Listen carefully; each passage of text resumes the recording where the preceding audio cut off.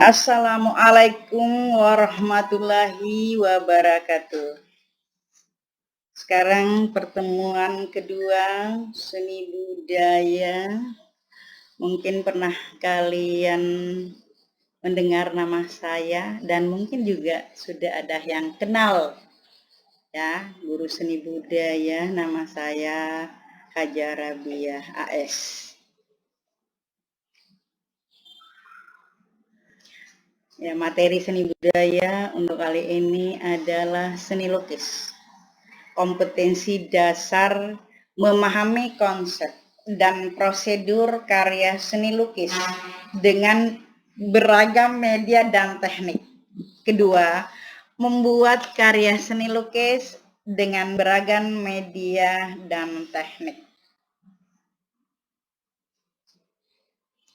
Sekarang tujuan pembelajaran.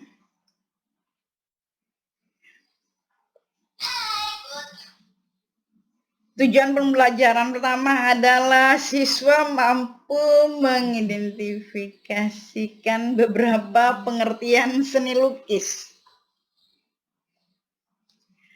Kedua, siswa mampu mengelompokkan beberapa jenis lukisan berdasarkan tema-tema tertentu. Yang tiga, siswa mampu menganalisis sebuah lukisan dan mengelompokkan berdasarkan gaya dan aliran atau aliran ya. Ada beberapa pengertian seni lukis menurut beberapa ahli diantaranya. Perlu kalian ketahui dulu bahwa melukis itu bagaimana ya? Seperti hanya dengan kita lahir suci tanpa noda, ya, suci tanpa noda. Begitu juga melukis, garisnya. Nah, kertas putih, ya, baru dicoret-coret itu kita melukis. Jadi pertama, pengertian seni lukis adalah sebuah pengembangan dari menggambar, biasanya memiliki keunikan dan ciri khas tersendiri. Ciri khas ini didasarkan pada tema, corak, dan gaya, teknik, bahan, serta bentuk karya seni tersebut. Jadi kalau kita melukis, mungkin kita berdasarkan dari tema, mungkin ya ada corak, ada ciri khas daerah tertentu kalau mereka melukis di tempat daerah-daerah mereka asalnya ya. Jadi kalau mereka mau melukis mungkin disesuaikan dengan daerahnya atau ada ciri khas sesuai dengan yang dilihat objeknya.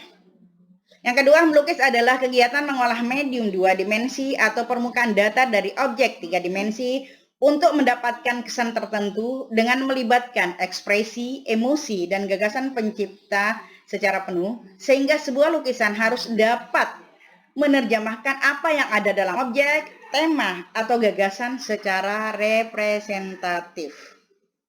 Itu pendapat Sudarso ya, tahun 1990.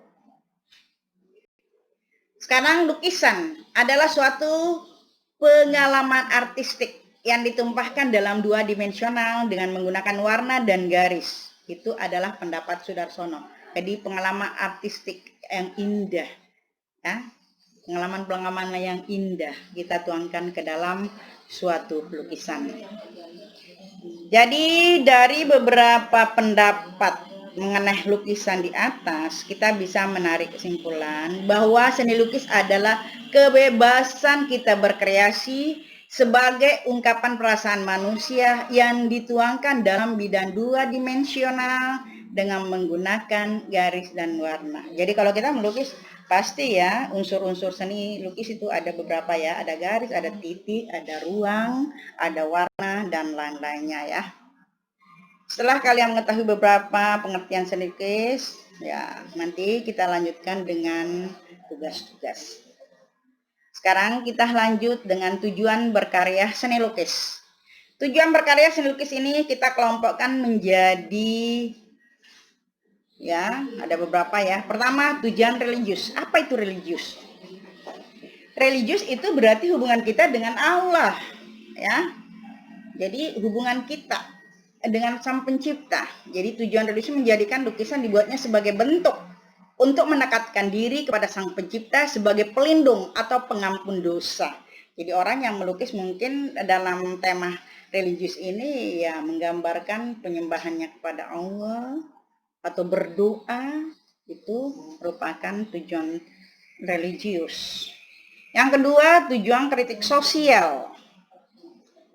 Lukisan dibuat bertujuan untuk mengkritik atau menunjukkan ketidakpuasan terhadap pemerintah, lembaga sosial, atau kepada penguasa setempat.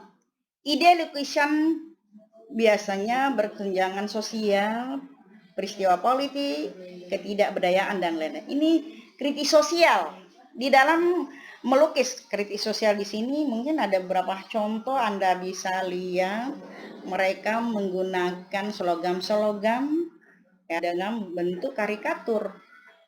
Ya, contohnya adalah tikus berdasi. Berarti maknanya di sini adalah pemerintah yang korupsi, orang yang korupsi, ya. Tikus yang berdasi. Sekarang tujuan ekspresi. Lukisan dengan tujuan ekspresi yaitu untuk mencurahkan emosi dan gejolak jiwa pelukisnya ya. Jadi kalau kalian melukis sesuai dengan imajinasi kalian, itu ekspresi kalian sendiri, bukan dari orang lain ya. Sekarang tujuan komersial atau komersial ya. Ini tujuan komersial adalah bentuk gaya lukisannya cenderung mengikuti selera pasar. Jadi kalau kita mau melukis, lihat dulu keadaan apa. Ya, apa selera masyarakat di sini? Jangan sembarang lukis misalnya kalau Anda seorang pelukis, supaya lukisannya bisa laris. Jangan asal mau melukis aja sesuai dengan keinginan, tapi daya beli konsumennya nggak ada. Jadi bagaimana ya? Nah, jadi harus dilihat dulu, ditinjau dulu apa keinginan masyarakat yang ada di sini. Sekarang aliran seni lukis. Berdasarkan cara pengungkapannya, aliran dan gaya lukisan dapat digolongkan menjadi dua, yaitu representatif dan non-representatif.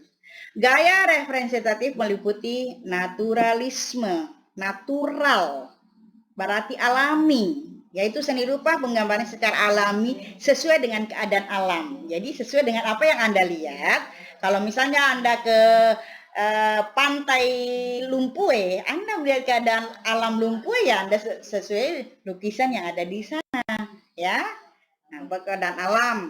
Sekarang realisme, aliran seni rupa penggambaran keadaan sesuai apa adanya tanpa menambah atau mengurangi kondisi sedikit pun ya. Realis sama juga dengan sebenarnya nyata juga ini ya.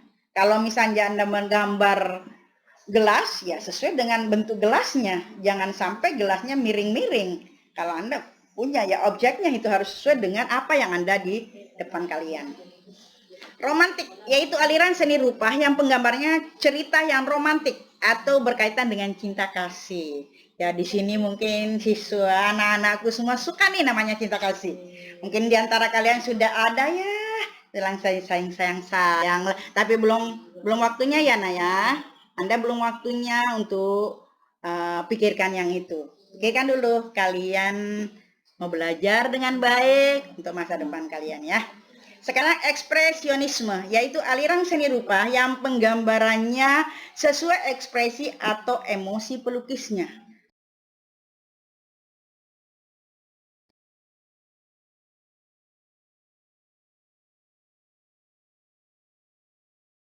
Tiba aja, ya tiba-tiba nanti aja yang mau melihat, oh saya mau menggambarnya ini ya. Nah jadi saya kira untuk pertemuan kali ini cukup. Nanti tugasnya ada, Anda bisa kerja dengan baik. Tolong yang belum bergabung, tolong bergabung nak.